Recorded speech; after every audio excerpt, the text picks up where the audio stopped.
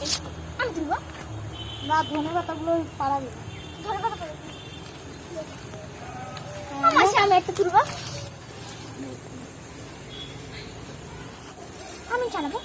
নমস্কার বন্ধুরা, বসুন্ধরা কিচেনে আপনাদের অনেক অনেক ভালোবাসা। আর শীতকালে সবসময় তো রিচ খাবার খাওয়া হয় না, মাছ মাংস ডিম সবসময় তো খাওয়া হয়। তো আজকে আমি দেখাবো ওলকপি দিয়ে মাছের হালকা পাতলা ঝোল। তো আপনারা প্রথম থেকে শেষ অবধি দেখতে থাকুন কিভাবে আমি ওলকপি দিয়ে মাছের ঝোলটা কিভাবে রান্না করি।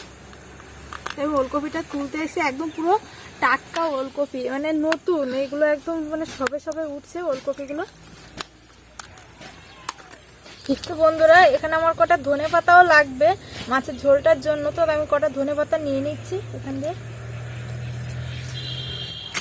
ওখানটায় নোংরা না করে এই যে নিচে এই জায়গাটা বসে এবার আমি ওলকপিগুলো কেটে নিচ্ছি।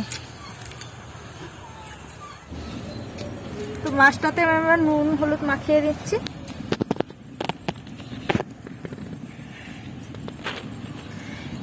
বন্ধুরা, এরকম যদি ওলকপি আলু দিয়ে মাছের ঝোল হয়, তবে বড় মাছ না হলে একটু মানে ছোট সাইজের মাছ হলে বেশি ভালো হয় কিন্তু এই মাছের ঝোলটা।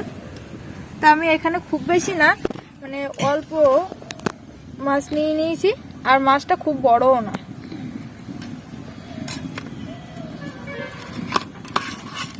তো মাছে আমি নুন হলুদটা ভালো করে মাখিয়ে নিচ্ছি।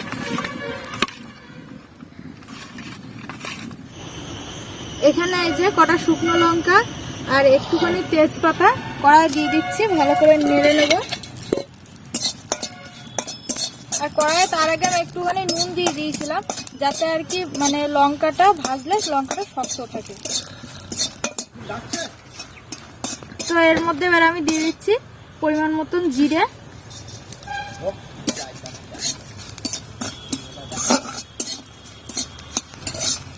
তো মশলাটা আমার ভাজা হয়ে গেছে, খুব সুন্দর কিন্তু গন্ধ বেরিয়েছে। এবার আমি মশলাটা নামিয়ে নেব।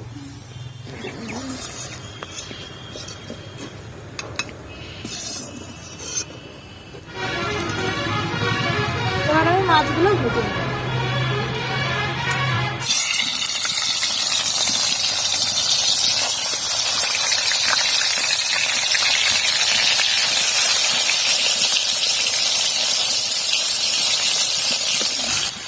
ঠিক আছে,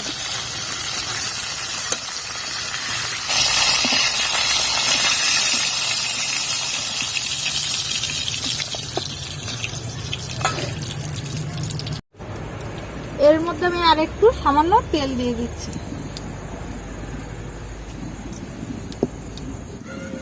কড়াই দিয়ে দিচ্ছি জিরে আর তেজপাতা।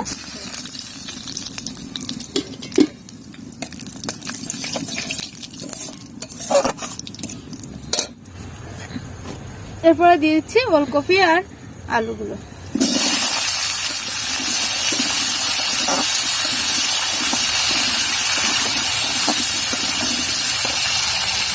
পরিমাণ মতো হলুদ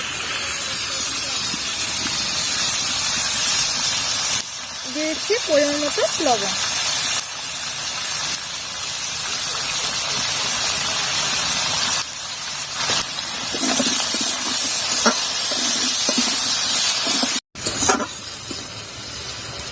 তো এখানে আমার আলু আর ওলকপিটা সুন্দর করে ভাজা হয়ে গেছে। এবার এর মধ্যে আমি দিয়ে দিচ্ছি জল।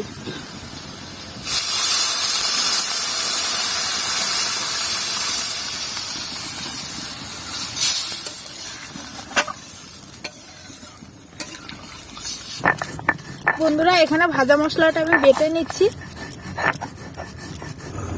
বন্ধুরা, এবার ঢাকাটা খুলে আমি মাছগুলো দিয়ে দেবো। দেখি ওলকপিটুকু কেমন সেদ্ধ হয়েছে।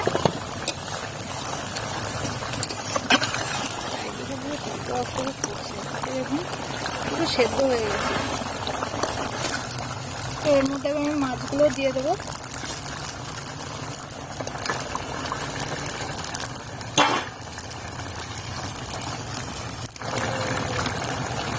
এবার আমি ভাজা মশলাটা দিয়ে দেবো।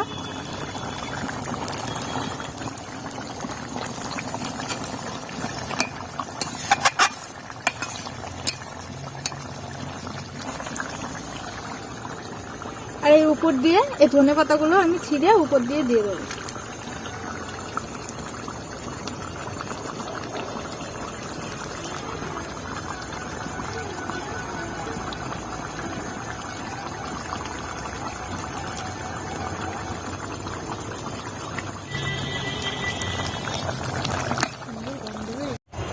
তো বন্ধুরা, আমার ওলকপি আলু দিয়ে হালকা পাতলা মাছের ঝোল রেডি। দেখতে দেখুন কত সুন্দর লাগছে। এটা আমি এবার নামাবো।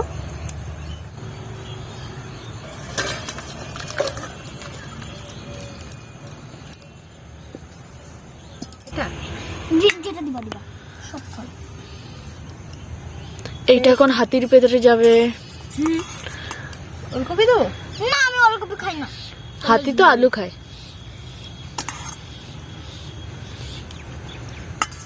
কি তুই এদিকে আসবি? হ্যাঁ, তো yes, খাই। এইদিকে আসবি।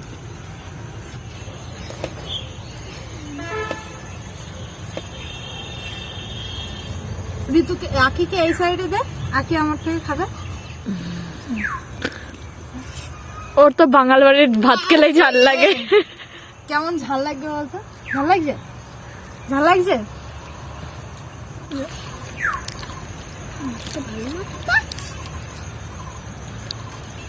ভালো লাগছে না? হালকা একটা ঝোল ভালো লাগছে না?